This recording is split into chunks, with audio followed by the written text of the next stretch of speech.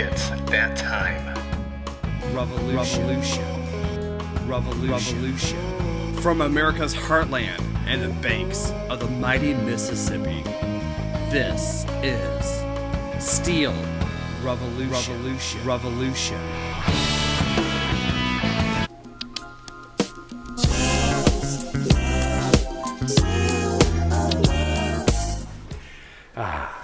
Sean, it's just the two of us again. It is, and that's the way it should be, actually. Roy Hutt here on the podcast with Sean Geisens. All right, we are here to deliver hopefully some real news other than the fake news. Mm-hmm. But first, I'd like to do my best Alec Baldwin Trump voice. You been working on this? No. That's good. To say, Sean would like to give you this chance to apologize for your mistakes last podcast. It was everything that was on tape and recorded that made it to YouTube was great. It was bigly the greatest podcast ever, but there was a lot of stuff left somewhere else. For a minute, you sound like John Travolta. Sure why, but you did. Damn it. Did a good job, though. Keep on working on that. You gonna apologize? Oh, I'm sorry. For what happened? My apologies. Hey, it's not me. Not me. It's that computer right there. We gotta figure this out. We gotta figure that out. There's some, as you put it, radio gold that was left out. And I apologize for that. Yeah, there was. They're calling you Sean Spicer for not apologizing with your. My apologies once again. We're trying One Take Friday. How's that coming along? It's a lot harder than it sounds. See, now you can appreciate what I do behind the scenes because I can take all that crap out. I'm having my own technical difficulties over here. Where's the apology at? Trying to. We'll see if it makes it on the podcast here. No, maybe it'll show up. Do I get a copy of what you're going through, sir? Yeah, I can give it to you. Well, I appreciate that. Thank you. Yeah. Show prep. Well, I was keeping that from you, so it'll all be a surprise. Oh, I see that. Yep. Local 105 news. We got the charity golf tournament, which is June 3rd. Registrations are now out. You can pick them up at the hall. Should be seeing them in the plant, and not on this week's Forerunner, but next week's Forerunner. They'll be in there to be able to fill out there. That was not part. That was just a text going through my phone You're trying hard to play something. I am. I really am, and it's not working out for me. I'm going to blame you for that one. Absolutely. Anyway. At the plant. I see. Did you see? That's funny because at the plant you're gonna get free trees. At the plant, yeah. You plant trees. Yeah. No? Yeah. Wow. Okay. That's why you're here. Is the So free trees, April 19th, Northwest parking lot. Mm-hmm. They have a variety of oaks to give away. I think each person can get up to like 50. They get quite a bit of trees. I'm going to plant them right outside the plants. Don't quote me on that one then. No, I think you're right, though. Somebody mentioned that this morning inside the plant that we get 50 trees. Yeah. It's crazy. It's a lot of wood. So, yeah, that's good. That's good. I'm just going to forget that audio for now. That's all right. We can come back to it. I don't think it's pulling up. It was some of that year-old radio Oh, that's bullcrap, man. DJ, and I was going to put that in there. I see what you're doing there. Okay. And then I wouldn't go in there. You know, I think people's tired of me trying to do an impersonation of you All right, when you used to be a DJ. Yeah. Maybe we can put that in later on. Yeah. Maybe. I don't know. All right, and also local news. So if you haven't received your proxy for voting, you got yours, Sean? I got like 30 of them, I think. Well, from my understanding, talking to President Grieve, this will be the actual time he's kind of on the podcast, kind of not. Ish. I'll be ish. Can you portray him pretty good? I cannot do an impression, so I'll just read what he's got in the Forerunner about that. So yeah, I guess if you don't send your proxy in right away, they just keep on sending them to you.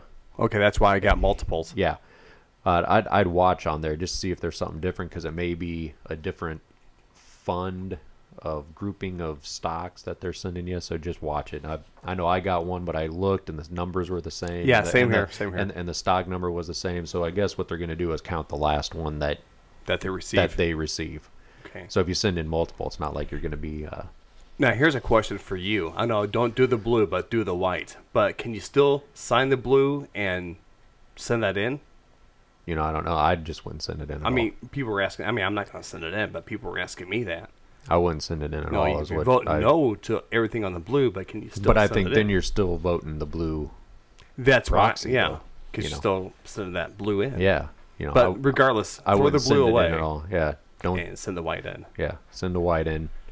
So yeah, talk a little bit about that. So the internationals come out in support of the current board because Elliott Management, who's got the blue proxy, is a hedge fund, and the feeling is that they are going to do whatever they can to up the stock price, and then they will bail on the company.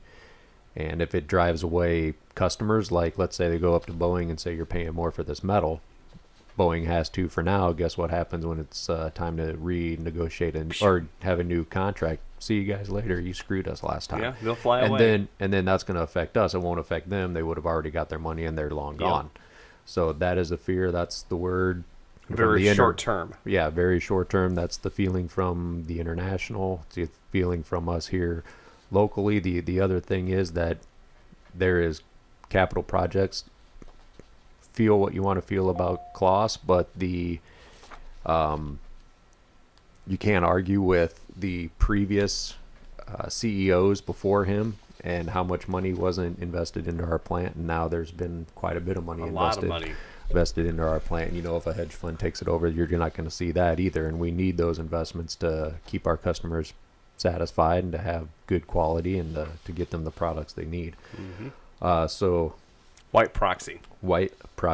So President Grieve in the latest Forerunner went down through the white proxy and say, as a disclaimer, he has on here, everyone has the ability to make their own decision and vote accordingly. You can check the box to abstain from any of the items if you are not sure of how to vote. If you vote and change your mind, you can vote again, but only your last vote will count. If you send in the paper card and want to change your vote, you can then vote in line. All right, so the first one, very first item on there, Sean, is the directors. So he voted for, or what he voted for was all nominees, so that's Klaus and everybody else. So that'll be your first line. Second is ratification of appointment of independent registered public accounting firm. I voted for that.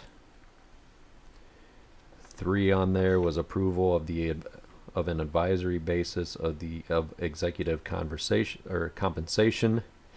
Brad puts down here, it appears that the board members are overcompensated, so he voted against it.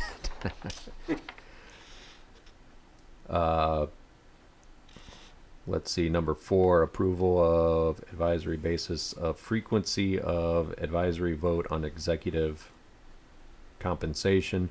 So this is how many times they review their pay. Brad voted for an annual rather than a 2 or 3 years.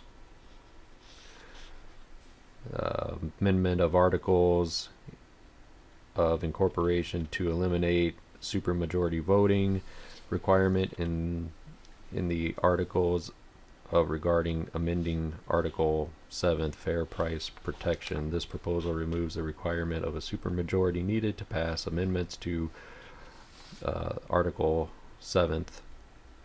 A simple majority vote would be needed. Looks like Brad voted for that, and I won't go through all of them. It's kind of dry, but it's in the latest Forerunner. I really don't want to say the color; it might confuse people. Gotcha. But it's in the latest one. So if anybody has any questions on the union stance on voting the proxy, you can get it in the Forerunner. Or they could call the hall, though, right? Sure. Yeah, but he needs something to do. Sure. Yeah, why not? USW News, the convention will be next week. So one of your delegates is already out there working on a committee of some sort. And the rest of your delegates for the International Convention will be heading out here on Sunday. Listen, bring a single malted Glengarry for me and one for my boy Mikey here. And if you tell the bartender to go easy on the water, then this 50-cent piece has your name written all over it. Okay? I want you to run along because I'll be timing you. I'm gonna keep time. 1, 2, 3, 4. What an asshole. Baby, that was money. Tell me that wasn't money. That was so demeaning. She smiled, baby. I can't believe what an asshole you are. No, baby, she smiled. Local area news, a little bit of a update on the Muscatine mayor. At the end of the second day of testimony, Mayor Broderson said that the council was willing to make this all go away, so the impeachment, and give her back her appointment powers if she would just agree not to run again in November, which apparently is off the table because that was before the hearing began.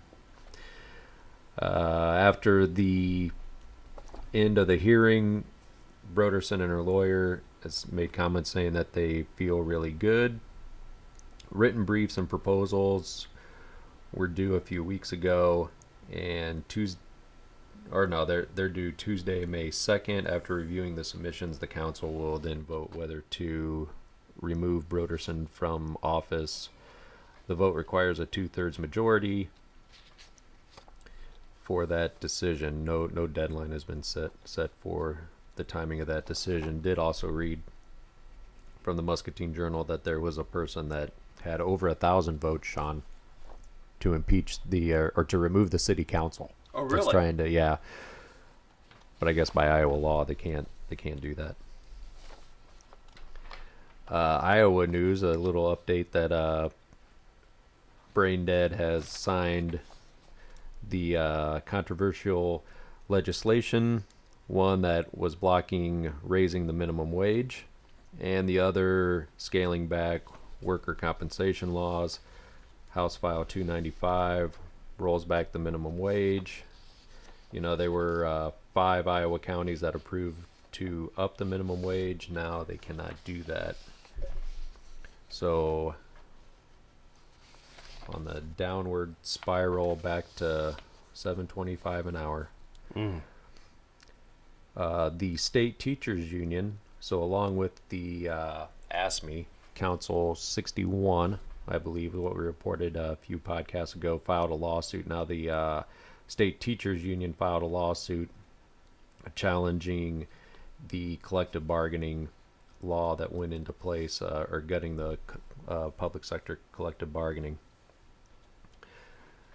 Tammy Wawrow had said, our goal is that this bad legislation is set aside and that common sense law that was in place is back in place. And I will play some audio from her. So welcome. My name is Tammy Warrer. I'm the president of the Iowa State Education Association.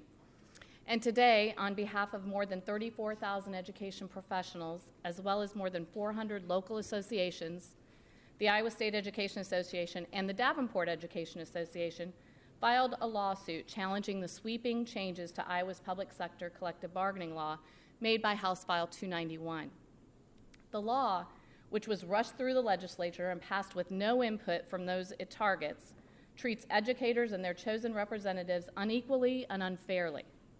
For more than 40 years, collective bargaining served as an effective and efficient way to manage employee and employer relationships. and to determine appropriate terms and conditions for employment. But the changes wrought by House File 291 have now created two classes of public sector employees. Thereby, it has violated Article 1, Section 6 of the Iowa Constitution. The bill also sets up an undemocratic system for elections that has no basis in fair representation or electoral worth. The Iowa Constitution is clear. Article 1 of the Iowa Constitution is labeled Bill of Rights and has 25 sections describing the rights of the citizens of Iowa in great detail. Section 6 of the Constitution says, all laws of a general nature shall have a uniform operation.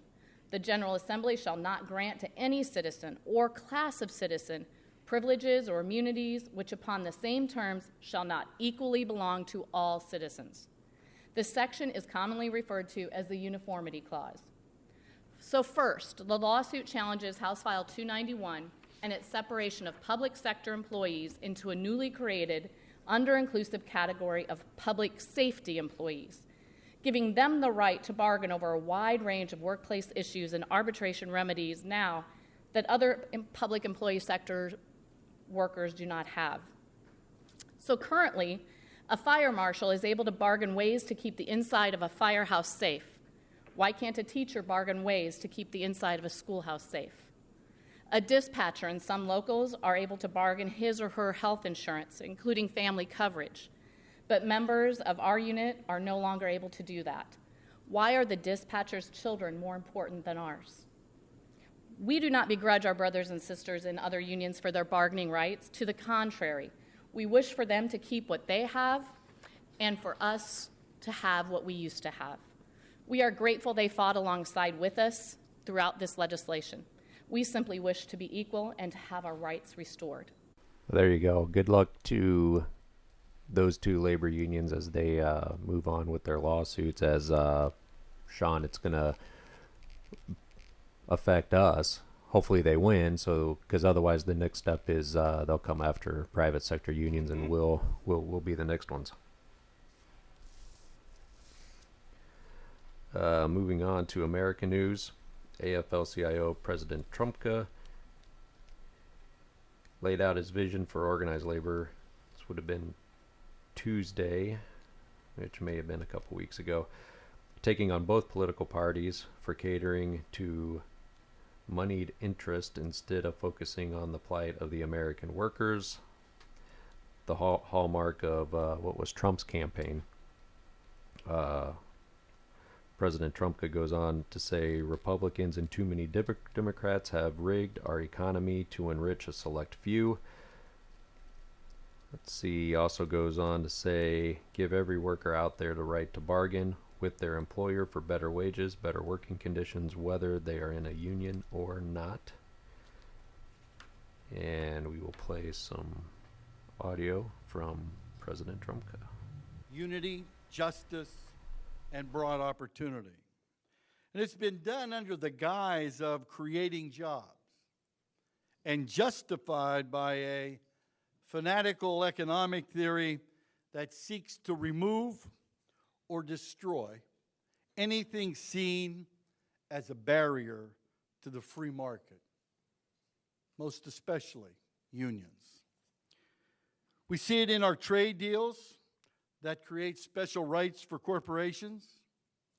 We see it in our healthcare system that is a windfall for insurance companies and a complicated, unaffordable mess for patients and families. We see it in our financial sector that's become the master, not the servant of the real economy.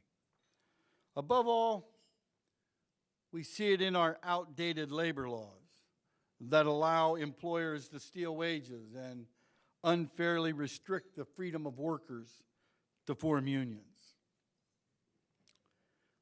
But inequality is not inevitable.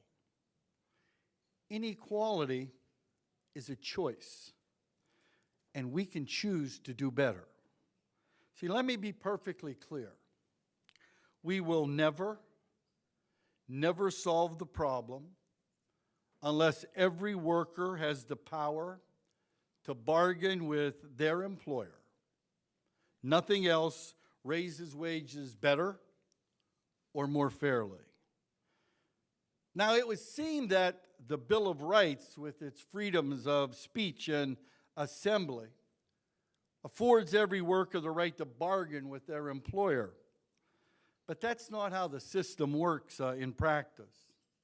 You see, the law today only requires employers to bargain with recognized unions.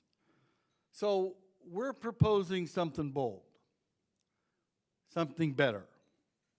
Every worker, everybody deserves a job and the power to make it a good job, to bargain for higher wages, safer working conditions, and retirement security. Whether you're black or white, whether you're gay or straight, whether you're immigrant or native born, or whether you're union or not yet union. See,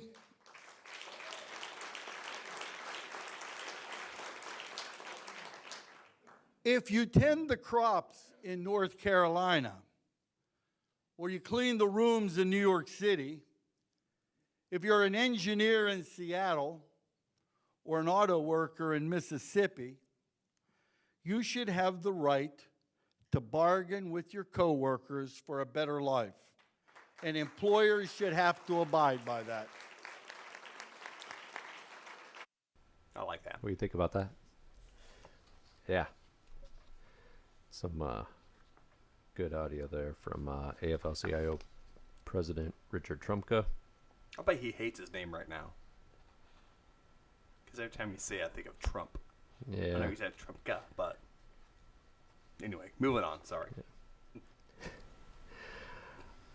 In case you missed it, while there was a lot of other noise going on with Russia and whatnot, the Congress has voted away your internet privacy. So what they did was voted against net neutrality, effectively allowing internet service providers, so like Time Warner Cable, Comcast, etc., to sell your private data off to whichever company wants to buy it. So what they're doing is seeing where you went to. Yeah, your history. Yeah, that's not good for me. No, I did see, though, and I tried to put it in here, the porn websites are supposed to be keeping your privacy private. Oof. They care more about you than your senators. So, some of those internet service providers, of course, padded the pockets of our No. our congressman to get that to go through.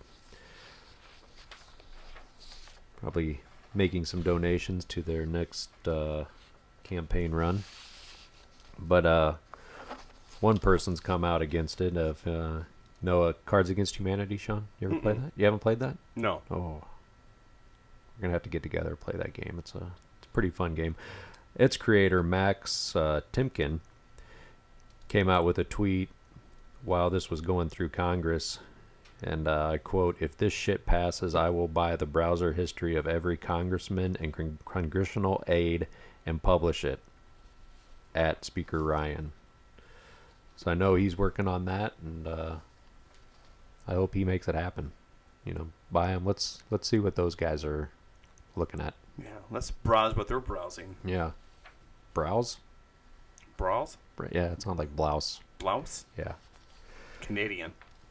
Browse. I'll probably see lots of Canadian tuxedos there at the convention of the Canadian brothers and sisters going down there. I love denim. Yeah. So I thought it was denim and flannel, and somebody said, "No, it's all denim." No, but it's then, denim and denim, right? Well, depends on, I think, which part of Canada you're from. Are you from the north or the south? East or west? East or west, I okay, think. Okay, my I think it's apologies. east or okay, west. Okay, Because they just a denim, or not denim jeans, and then a flannel. That's what I prefer. Call my Canadian tuxedo. I'm glad you clarified that with us. Oh yeah, because I think my wife was going, "No, it's this way," and I said, "Oh, I'll ask for sure," I always thought it was all denim is the Canadian tuxedo. Yeah, because I got friends. I said, well, what is it? And they said, well, it could be either way. All right, I can see that. And like maybe a hat.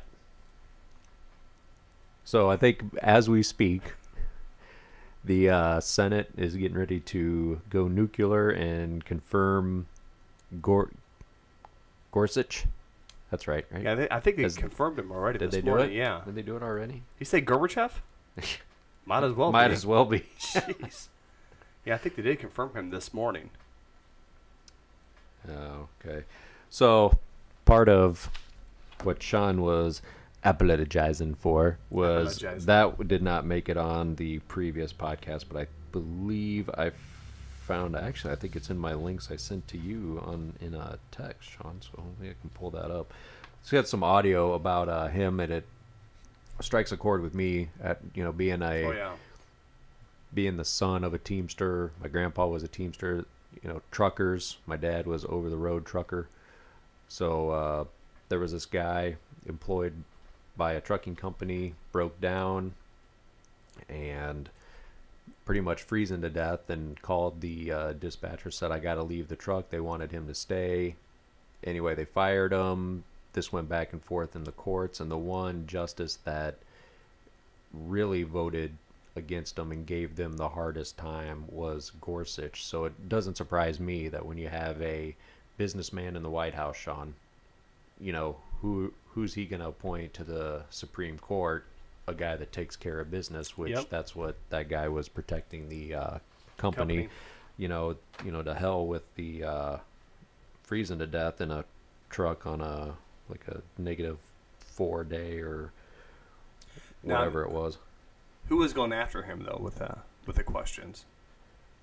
So we got two. Okay. Maybe we'll play a little bit of both audio. Well, we'll play his audio all the way, and then we'll play a little bit of it was Franken. Al Franken was all over him. Like a bad rash. We turn to the confirmation hearings for Supreme Court nominee Neil Gorsuch, which wrapped up Thursday on Capitol Hill as Senate Democrats vowed to filibuster his nomination. This is Senate Minority Leader Chuck Schumer. The Supreme Court matters a great, great deal. It matters for workers who want to protect both their lives and their jobs, for employees who need to be able to seek redress for discrimination, for parents who want their kids to get a fair shake in the education system.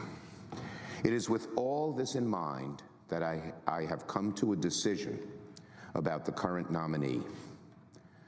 After careful deliberation, I have concluded that I cannot support Judge Neil Gorsuch's nomination to the Supreme Court. His nomination will have a cloture vote. He will have to earn 60 votes for confirmation. My vote will be no, and I urge my colleagues to do the same. Schumer, I think, kind of got the bad rap, and Pelosi, and I think there does need to be, like Trumka was saying earlier, that the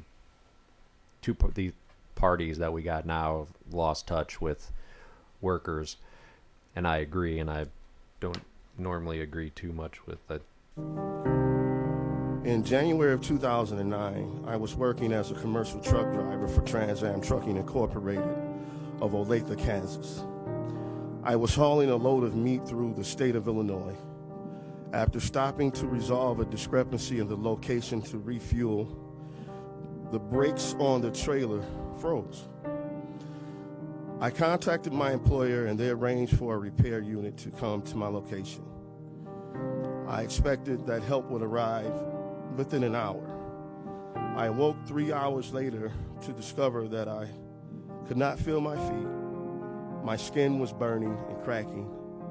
My speech was slurred and I was having trouble breathing. The temperature that night was roughly 27 degrees Fahrenheit below zero. After informing my employer of my physical condition, they responded by telling me to simply hang in there.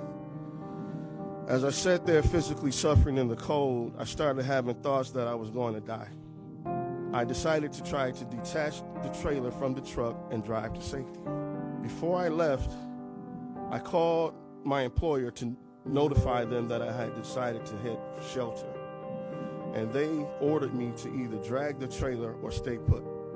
In my opinion, clearly their cargo was more important than my life. My employer fired me for disobeying their orders. And I'd like to make it clear that although I detached the tractor from the trailer, I returned and I completed my job, and I was still fired. I disputed my termination from Trans Am Trucking and ultimately won. This was a 7-year battle. 7 different judges heard my case. One of those judges found against me. That judge was Neil Gorsuch. The notion that the only judge who issued a dissent relating to the matter of Alphonse Madden versus Trans Am Trucking has been nominated to become our nation's next Supreme Court justice gives me pause for concern. This is because after reviewing the wording of Judge Gorsuch's dissent concerning my case, it is my opinion that he demonstrated a willingness to artfully diminish the humane element that encompassed the issue and ignored the fact that the nation's Congress passed the Surface Transportation Assistance Act into law to uphold and maintain safe and humane working conditions. There you go. So guess what will happen if there's a worker issue that goes up to the Supreme Court? Company. Yep, that's going to go for the company. What a great guy he is. Jeez. Speaking of president business, 8 senators are asking Donald Trump to press China since he recently met with the Chinese president. Where did he meet with the man? Mar-a-Lago. Okay. Just making note of that. When you're in Florida, you got to go to the Winter White House. Come on, Sean. I know. I mean, why would he want to stay in D.C. in public housing? So that's a good. Hey, that's a good one, Sean. That's why I'm here, right? That was a good one. Thank you, buddy. Kind of leave down a high note. Dumpy government housing there in Washington D.C. I would say something else, but we'll move on. But anyway, there's 8 senators asking President Trump to press China on their illegal dumping of steel in the U.S. that costs us steel workers jobs. Trump needs to really put his money where his mouth is. He said he's for the steel workers. Steel workers love him. He loves us. Whatever. Bigly. Let's see you step up. Mm-hmm. So out of the senators, which were all Democrats, by the way, was one of them, Al Franken, Dick Durbin from Illinois, Gary Peters, Michigan, the Republican Democrat Joe Manchin of West Virginia. That's just to say a couple of them. So it says in quotes here, you have consistently reaffirmed your commitment to supporting steelworker jobs, and Chinese steel dumping is a major contributor to American manufacturing job loss. Senators from leading steel and iron ore producing states, we have seen firsthand how this steel dumping has displaced American steel workers. The senators wrote to Trump, we hope that you will continue to strongly enforce our trade laws in addition to building on the progress that has been made thus far. We respectfully urge you to make it clear to President, want to help me with that, Sean? Pai? Is that Pai, right? That Chinese steel dumping and illegal trade practices are unacceptable. So we will see. Follow that. We all know how that's going to turn out, though. You'll see what Trump does there. In a segment that we have not done in a while. The corporations are coming. Yes, they are. So this one's a little bit different. This is a good story. It's a feel good. Yeah, it is. Kind of does. It would make you feel really good if you could afford the car. So Porsche is providing a bonus to the company's 21,000 employees and set to receive Is it 9,101? Is that What euros? would that be euros? I think that is. I think that's Or is that right. gyro? I think that's euros because euros. because it's Germany. Why? The luxury car maker had record sales last year to 224 billion in revenue. That's a lot. Marking a 4% increase. So rather than pile all that extra money at the top of the corporate totem pole, Porsche decided to reward its thousands of workers. So that's around $10,000, it says. Yeah, that's pretty close. But the $9,101 pounds. Sorry, Yeah. that's to reflect the Porsche 911. That's I kind of see. where they came up with that. Oh, that's cute. Yeah. I see what they did there. Yeah. All right. Wow, it's hard to believe. It looks like we're down to the end of the show. Oh. Boy, we didn't make one mention of Mike Nicholas either. Oh yeah, we was gonna try to call him, right? Hey, when in Rome. We should try to call him to see. Maybe he can just make it on. If he makes it on, because he was out organizing, so I kind of don't want to make him even in the running of douche of the show. Oh, we but won't. Normally we do. Let's just see if he answers. You want to make a bet if he answers or not? I bet he doesn't. He's gonna give me a text. He's gonna call me a douche. Or I bet an he idiot. doesn't. I bet he doesn't answer. We should make a beer bet. That's what the other podcasts do. Hey, Ryan, what's going on? Hey, Mike. Hey, buddy. Yeah. You're on the podcast. Oh, We were just betting that you wouldn't answer, so now I think I owe Sean a beer. you were betting I wouldn't answer. Thanks. I answered you this morning, so why would I answer you now? Well, you said, I will call you in a little bit. I will call you back in a little bit, which turned out to be like 3 hours, and then I had to call you back. Well, you gotta understand my little bit's about 5-6 hours. Oh, okay. So All right. Hey, Sean, didn't I tell you I'd call you in a little bit the other day, and I never called you? You never did. You never did. Just like home. Thank you. All right. Thanks, Mike. Without just throwing you on the. Hey, you're not even runner-up for a douche of the week. Or maybe you should. I'm not? No. Well, you're technically on the show now, and I would have felt bad making you in the running of douche when you were out doing, your union business. Not Let's that say that I've been out not that organizing. stopped us before. And we just got a text from one of the guys that's on the committee saying that we've really made a difference the last 2 weeks and things are turning around. So you're welcome. Mike, you make a difference in my life every day. So. I'm sure I do. Oh, that's good. You're gonna have to make sure that our other two guys going down there carry on the good work. Then I've already talked to at least one of them, so I'm going to call the other one tonight, hopefully. That's So, big shoes to fill in there. Yep, I hope so. hey, you want to guess which one's out having their dad pay for lunch right now? The one I haven't talked to, I'm sure. It could be only one, right? That's right. Well, you have a safe trip back there, Mike. All right, we'll talk to you guys later. See ya. All right, talk to you later, Mike. Bye. Bye. He answered. You did answer. My gosh. I owe you something. No, we'll take that in trade. We gotta trade. I got you on that one. See what I did there? That's funny. Trade like steel? Trade?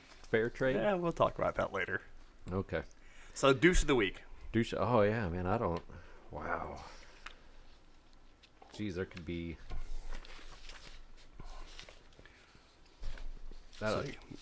Congress with letting internet service providers sell our browser history. Yeah, that one. Yeah, that's craziness.